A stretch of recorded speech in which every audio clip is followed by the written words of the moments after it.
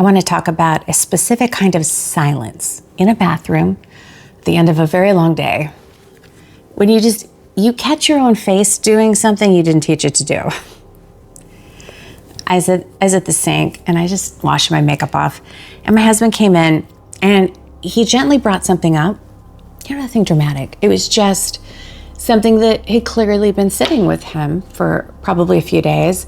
And it's the kind of thing that someone, worked up the courage to actually say. But before he actually finished that sentence, it hit me like a pin. It was like quick, precise, right in the one place that I just didn't have armor for it that night.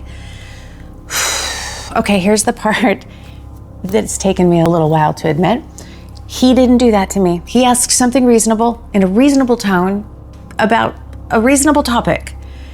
Okay, I did that. Something in me heard danger that wasn't actually there. And before I could even think about it, my body was reacting. It's wiring, right? That got set a long time ago by someone who has nothing to do with him. I felt it before I heard the words that actually came out of my mouth. In just that too impatient tone, right? The kind that corrects instead of listens. The kind that makes a reasonable question sound stupid. And right behind it, I felt my internal door close. Not slam, just quietly slide shut. I know that door. I grew up watching it to close. And once it's closed, oh, you know better than to knock again.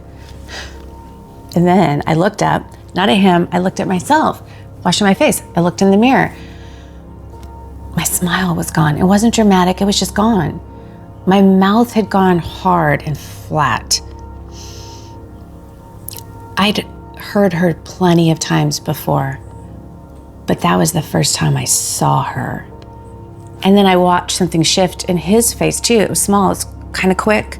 Just that look of someone where they're like trying to decide to move forward or just back off. Okay, I want to be careful about this because this is the exact part where it's really easy to make this really dramatic. The mirror crack, the music swells, right? Okay, it wasn't like that. It was much quieter than that. But worse, it was recognition. It was the kind you can feel before you can even articulate it, right? So I spent my whole life running from becoming her, but then there I was. I'm in my own bathroom. I'm hearing her. And then for the first time, I'm actually seeing her too. Maybe for you, it wasn't your mom. Maybe it was your father's silence, your, grandmother's criticism. It just the emotional temperature of a house where everyone just kind of learns to survive by managing everybody else. But you know the moment, right?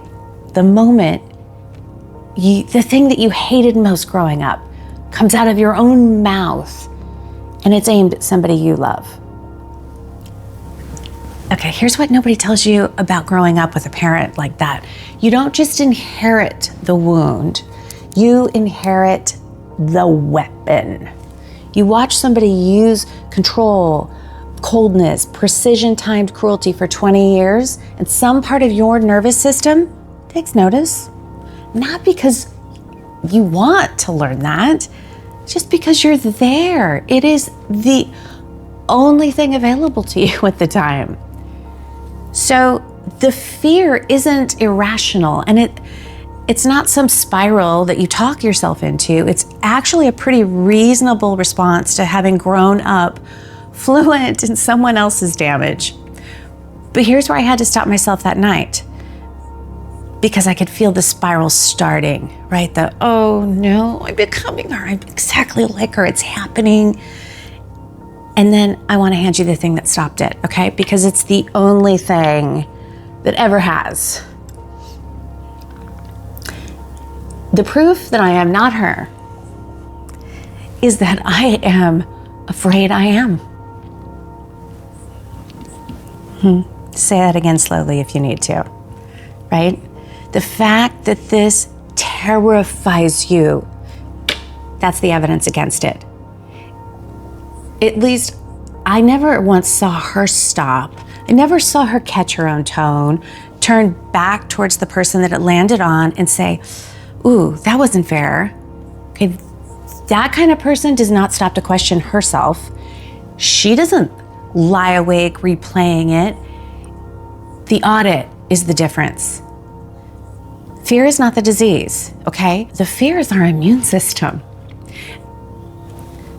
And I think that's one of the small, strange mercies. Like fear like that, it doesn't have to be a life sentence. It can just be a warning light, right? I'm still learning to just let it be that instead of a verdict. But, and this is the part you kind of have to stay with me for, because it's really the part that matters, okay? Nothing else, just noticing that you're not her is not the same as being finished, okay? So recognizing the tone is not the same as fixing it. I don't get to feel relieved and then just stop there. Relief is not the goal. Repair is the goal. So, here's what I actually do with it, with all of this. And not someday, just in that moment, actually the other night. The first thing is you try. And I do mean that try. It's just to say something out loud right away to the person that just landed on. Not, oh, I'm sorry you felt that way. And not, oh, I don't mean it like that. That came out more dismissive than I meant it to, and you did not deserve to feel small for bringing that up.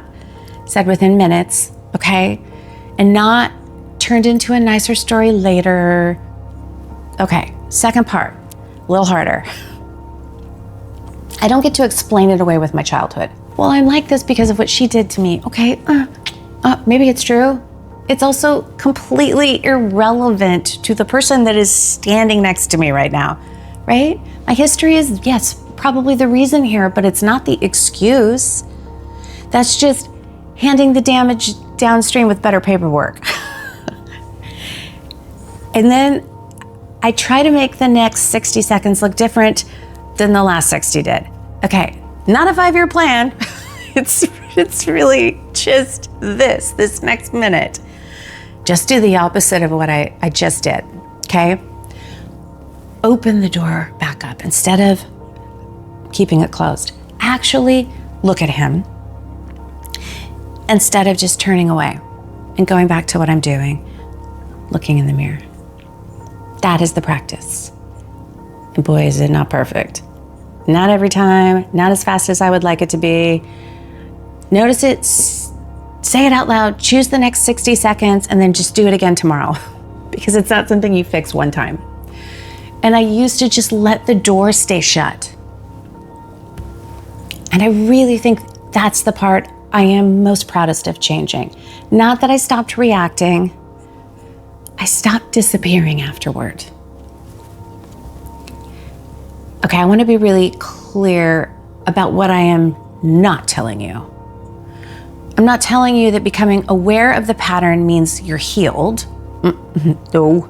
I'm not telling you that saying, I'm working on it, gets you off the hook with the people who are still on the receiving end of the pattern while you work on it. Changed behavior without accountability isn't redemption. Again, it's just better optics. I said it a few weeks ago about someone else. Right now it's about me. Okay, the mirror doesn't get to be a place where I feel better. It has to be a place where I actually change something every single time. So, if you caught her tone in your own mouth this week, if you heard her voice come out of you and you felt that specific quiet horror, I'm not here to tell you that nothing happened to you. It means everything happened to you. But what happens next, that's still yours to decide every single time that you catch it. And if it's tempting to say someone triggered you this week, totally get it. But I still feel that pull sometimes myself. But I want you to try this instead. They handed you a match. What you choose to do with it, though, that's still yours. You are not required to become her just because you learned her language. But once you hear it, you are responsible for what happens next. Not perfectly, okay? Not all at once, right? Just the next 60 seconds, out loud, on purpose, as many times as it takes. I'm Deb Gorbenko. This is Beauty Brains Bubbly Uncorked. I'll see you next week.